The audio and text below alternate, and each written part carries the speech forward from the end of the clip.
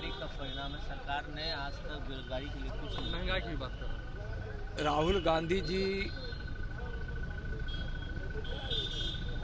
की न कोई समझ है और न समझना ही चाहते हैं। क्या बोलेंगे, विषय कुछ होता है, बोलते क्या है समझ में नहीं आते हैं। राहुल गांधी जी को है सोचना चाहिए कि माननीय प्रधानमंत्री आदरणीय नरेंद्र मोदी जी के अनेकों योजनाओं से इस देश से गरीबी मिट रही है और बेरोजगारी मिट रही है और नौजवानों को रोजगार मिल रहा है।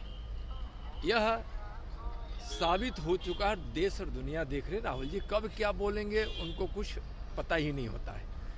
और अभी 3 राज्यों में भारतीय जनता पार्टी की भारी बहुमत से सरकार बनी है।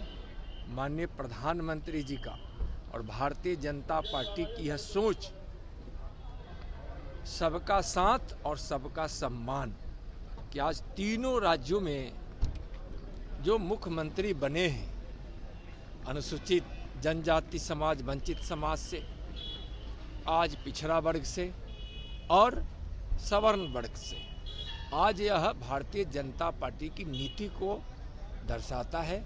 सबका साथ, सबका विकास, सबका सम्मान, न्याय के साथ। और यह बिल्कुल जो भारतीय जनता पार्टी की नीति है उसके अनुरूप यह हुआ। प्रधानमंत्री जी का बयान आया है कि जो पार्लियामेंट अटैक हुआ इसकी गहराई में जाने की जरूरत है। काफी चिंताजनक बात उन्होंने बताई है। माननीय प्रधानमंत्री जी जो बोलते हैं उस बात में बहुत दम होता है और वह सच्चाई के साथ होता है। 24 का चुनाव को लेकर जो अपोजिशन के लोग हैं बोलते हैं कि एक तरफ हो जाए, जहाँ प्रधानमंत्री कह रहे हैं कि हम तीसरी बार भी जीत कराएंगे, जनता गारंटी दे चुकी है, वहीं बिहार में विपक्ष के लोग आपको कह रहे हैं कि खाता भी नहीं खुलेगा। बिहार में विपक्ष में कोई दम बचा है क्या?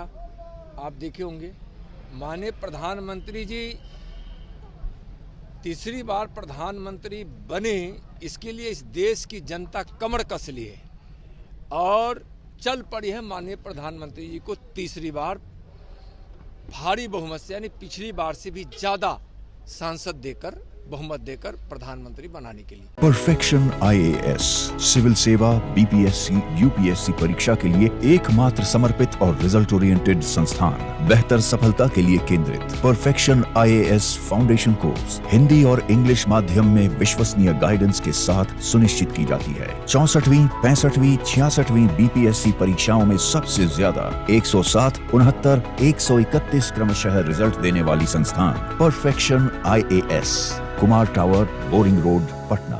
इस देश का भरोसा, इस देश का विश्वास माननीय मोदी जी पर है 350 से भी ज्यादा। और विकास के भगीरथ हमारे माननीय प्रधानमंत्री जी हैं, जिनके प्रयास से, भगीरथ प्रयास से विकास की गंगा घर घर, जन जन, गांव गांव, शहर शहर पहुंच रही है। गरीबों के जीवन में उत्थान हुआ है, खुशियां पहुंची। आज हर वर्ग, हर समाज और देश के कोने कोने, गांव गांव, शहर शहर के लोग तक जो विकास पहुंच रहा है और जो विश्वास लोगों के मन में आया है, इससे माननीय प्रधानमंत्री जी की लोकप्रियता भी बढ़ी है और देश आत्मनिर्भर बनने की ओर भी है। देश का मान सम्मान भी दुनिया में बढ़ा है और दुनिया के सबसे लोकप्रिय नेता आज हमारे प्रधानमंत्री जी है। 2024 में तीसरी बार भारी बहुमत के साथ वह प्रधानमंत्री बनेंगे और बिहार में महागठबंधन का, इंडी गठबंधन का सुपड़ा साफ होगा। 40 की 40 सीट भारतीय जनता पार्टी और एनडीए जीतेगी। 19 को बैठक इंडी गठबंधन की। उससे क्या होगा? उससे कुछ नहीं होने वाला। इस देश की जनता माननीय प्रधानमंत्री जी को प्रधानमंत्री बनाने के लिए एकजुट हो चुकी है और मंच पे कुछ नेता एकजुटता दिखाने की कोशिश कर रहे हैं और वह भी बेमन से बेमेल की यह जोड़ी है। सब जानते हैं, सब अपने अपने स्वार्थ में है।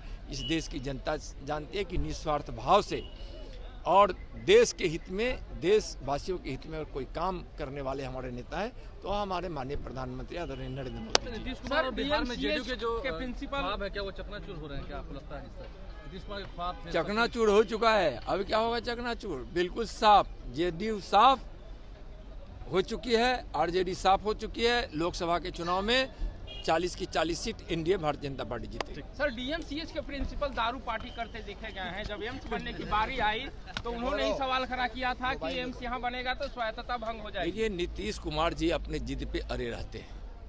इस बिहार में शराबबंदी बंद होनी चाहिए, उस पर प्रतिबंध लगनी चाहिए। लेकिन शराब नीति इनकी गलत है। बंद करने की इनके लोग, इनके थाना पुलिस सब यहाँ शराब बनवाने में लगे हैं, पहुँचाने में लगे हैं। शराब नीति फेल है और जिसके कारण जहरीली शराब से हजारों लोगों की मौत हो चुकी है।